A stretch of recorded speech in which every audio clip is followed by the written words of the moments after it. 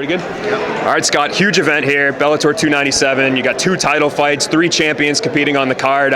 Where do you feel like this stacks up in Bellator history in terms of events and depth as well? I mean, it's right up there, and that's the beauty of kind of how this roster has been being built. It's like we're able to put on stack cards 3, 4, and 5 deep, and deliver, not just one main event, but a full fight card full of great fights. And I think tomorrow night's going to be probably, I think, to me, top 5 in the history of this company. I know everybody's excited for the main event, but I feel like all eyes are on Patricio Pitbull in the co-main event. Would you consider him the Bellator GOAT as of now? Absolutely. I mean, think about this. He was there before I even came there, right? And the roster was a little bit thin back then. We had a lot of work to do. Over the years, we built it, but this guy just kept winning and winning and winning. He fought with AJ, and in the fight he lost, came back and beat him in the rematch. So he's made good on all of his losses in the past. But when you think about the Mount Rushmore of MMA, not just Bellator. Come on, let's be real. And trainers know, the people that spar this kid know. He is definitely, to me, if he can win this belt, he is the GOAT of, I'd say, those weight classes, right? Or the GOAT. He definitely deserves to be in that Mount Rushmore of the greatest fighters of all time in the history of MMA, because no one's done the Triple Crown, right? It's not that easy. You saw what a great shape he was. This guy is in amazing shape. He's ready to go, and let's see if he can pull it off. Talking about the shape, I think that was a big thing in people's minds, was like, how would he look when he's dropping that 10 pounds? I mean, what'd you think? I think overall he looked like he was in good spirits, despite, obviously looking a little leaner. Yeah, I'll tell you, when he told me he started doing this weight loss program and dieting last October, I said, he took it very serious. And when he asked us, he went right to work. And what I respect about him, like we talked about yesterday in the press conference, is like, look, he didn't have to do this. He's already cemented his legacy. He didn't have to do this, but he wanted to do it. He wanted to test himself.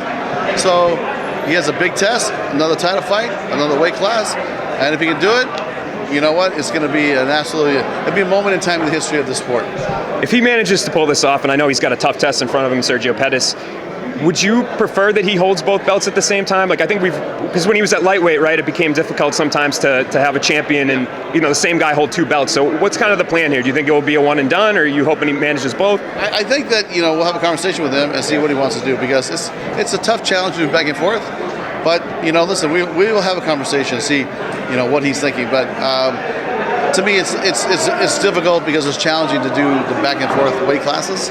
But if anybody can do it, I think he might be able to do it. And he's been talking about flyweight. I know somebody asked you about that at the press conference, but talk to me about, we haven't spoken to you since you've implemented that division, so talk to me about the launch that's coming up and kind of what you guys are doing to lay the groundwork for a whole new weight class. We've had so many requests coming in, even before we announced the division, but we have one of the greatest fighters, I would say, in the world in that weight class, and I think he's done very well fighting at 25 in the past. So him and Takahashi will be a great fight in Japan, and whoever wins, then we'll shuffle the deck. But we're going to start signing more fighters at 25 and start growing that division. I think it's going to be a fun division to watch, and we're committed to building it. Another big move that you guys made since we last spoke was bringing back Chris Cyborg.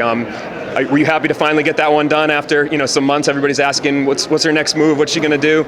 Yeah, absolutely. And it was really an organic conversation, because she had met with everybody. And I was really just waiting to say, okay, when she gets her offer in, then she'll bring it in, and we'll take a look, and then we'll match it, or we won't match it, right? But she called me and she said, look, I want to stay with Bellator. You've been my promoter since 2009. Mostly on, she's been on and off depending on what I was doing or her time at the UFC. But we've been working together so long. There's a certain comfort level, a certain trust level. So I think she has that working with us, and we have that working with her. And we just got on the phone and honestly cut that deal within an hour and a half. It was very simple. And, and then we announced it, and here we go. So to me, I think, Kat Zingano makes a lot of sense in the very first fight. So we're going to try to put that fight together sometime in the early fall. Nice, that's great. And it's kind of the plan from here on out for Bellator, kind of stick to this once a month sort of, planning with deep cards. We have 15 fights on this card, so it's a little bit little less events, but maybe deeper cards than you guys have had. Yeah, I think that's really what I think the fans will appreciate, is that when you come to a Bellator card, it's not just one main event. It's everybody on the TV card is stacked. And even the undercard is stacked, so people can come early and watch some amazing fights. But we're committed to putting on fights that have a stacked card all the way from top to bottom. And when I think about this roster, it's the greatest roster, it's the best roster we've had so far. And we're able to do that because if we didn't do the groundwork 5 years ago, we wouldn't be having this conversation today. You know how long it takes to build, fighters and build a roster.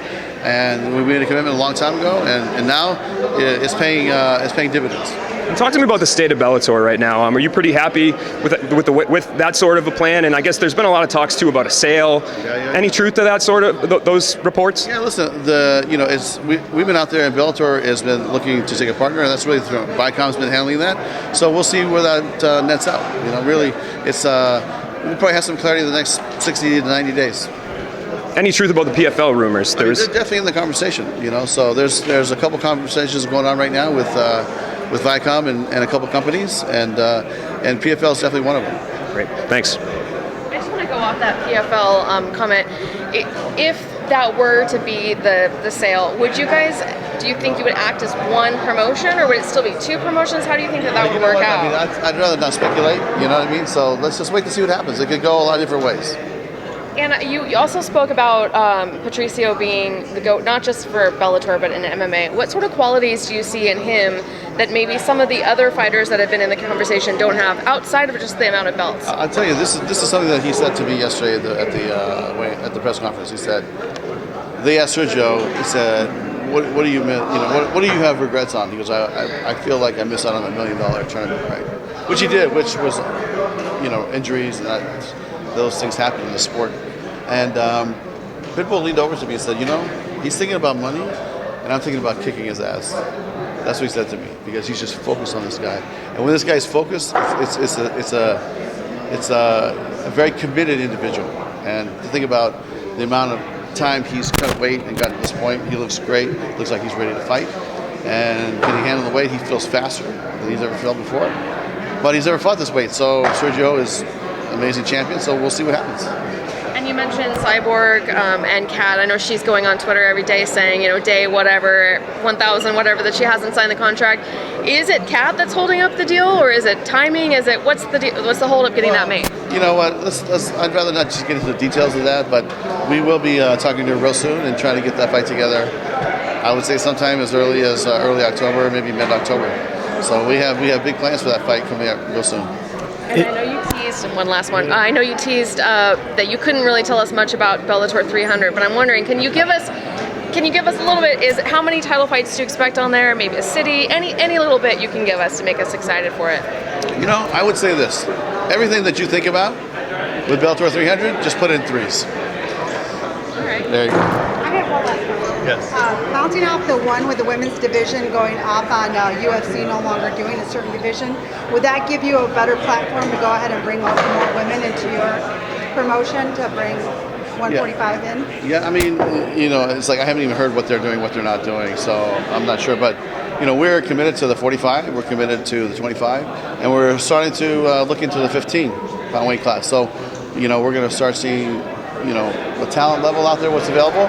And we're going to start putting on certain fights, and if we feel we can make it work for the division, we're going to get all into it. Are you guys calling the heavyweight fight, the James Sarachan fight, a #1 contender fight? Will the winner of that get a title shot after Bader fights Linton? You know what? It's definitely a possibility. What I like to do is when these fights get scheduled, I always say this, and I don't mean to be redundant, but it's like I like to go back, sit with my team, take a look at the performances, and then decide what we're going to do from there. Thank you, man. Thanks, guys. Thank you.